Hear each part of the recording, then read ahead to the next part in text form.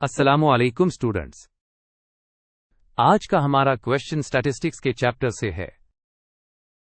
The question है A data in the form of frequency distribution is called.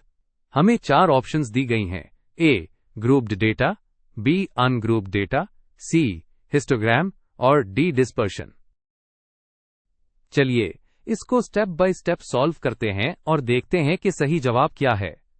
तो पहला step है question को समझना। सवाल यह है कि जब डेटा को फ्रीक्वेंसी डिस्ट्रीब्यूशन की शक्ल में पेश किया जाता है तो इस डेटा को क्या कहते हैं। सबसे पहले फ्रीक्वेंसी डिस्ट्रीब्यूशन का मतलब समझना जरूरी है। ये एक तरीका है जिसमें हम लार्ज डेटा को समराइज करते हैं, ये दिखाकर कि हर वैल्यू या ग्रुप ऑफ वैल्यूज कितनी बार रिपीट हो रही है, यानी उसकी फ्रीक्वेंसी क्या है। स्टेप 2 में हम फ्रीक्वेंसी डिस्ट्रीब्यूशन की टर्म को एनालाइज कर रहे हैं। आमतौर पर एक फ्रीक्वेंसी डिस्ट्रीब्यूशन टेबल डेटा को डिफरेंट क्लासेस या इंटरवल्स में ऑर्गेनाइज करती है और फिर बताती है कि हर क्लास में कितने डेटा पॉइंट्स हैं। स्क्रीन पर दी गई मिसाल देखें। हमने 50 स्टूडेंट्स की हाइट्स को ग्रुप्स में तकसीम किया है, जैसे 150 टू 155 सेंटीमीटर, 156 टू 160 सेंटीमीटर वगैरह। फिर हमने काउंट किया कि हर ग्रुप में कितने स्टूडेंट्स हैं। फॉर एग्जाम्पल 150 टू 155 सेंटीमीटर वाले ग्रुप में 12 स्टूडेंट्स हैं। इस पूरे प्रोसेस में रॉ डेटा को ग्रुप किया जाता है। अब स्टेप 3 में हम हर ऑप्शन को गौर से देखते हैं। ऑप्शन ए है ग्रुप डेटा।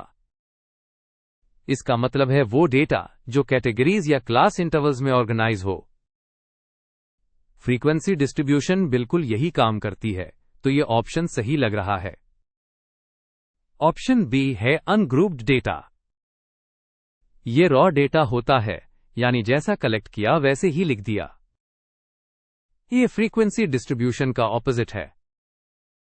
ऑप्शन सी है हिस्टोग्राम। हिस्टोग्राम फ्रीक्वेंसी डिस्ट्रीब्यूशन की एक तस्वीरी शक्ल या ग्राफिकल रिप्रेजेंटेशन है। ये डेटा की फॉर्म नहीं, बल्कि इसको दिखाने का एक तरीका है। और आखिर में ऑप्शन डी है डिस्पर्शन।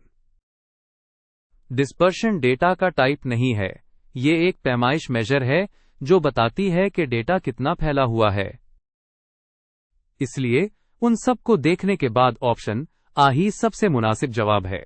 तो स्टेप 4 में हम अपने एनालिसिस को कंक्लूड कर रहे हैं। सवाल था कि फ्रीक्वेंसी डिस्ट्रीब्यूशन की फॉर्म में डेटा को क्या कहते हैं। जैसा कि हमने पिछले स्टेप्स में देखा, फ्रीक्वेंसी डिस्ट्रीब्यूशन डेटा को क्लासेस या ग्रुप्स में ऑर्गेनाइज करने का नाम है। इसलिए ऐसे डेटा को ग्रुप्ड डेटा कहा जाता है। लिहाजा हमारा फाइनल और करेक्ट आंसर है ऑप्शन ए ग्रुप्ड डेटा। हमेशा याद रखें कि जब भी डेटा को फ्रीक्वेंसी टेबल में क्लासेस और उनकी फ्रीक्वेंसीज के साथ ऑर्गेनाइज किया जाता है तो वो ग्रुप्ड डेटा कहलाता है।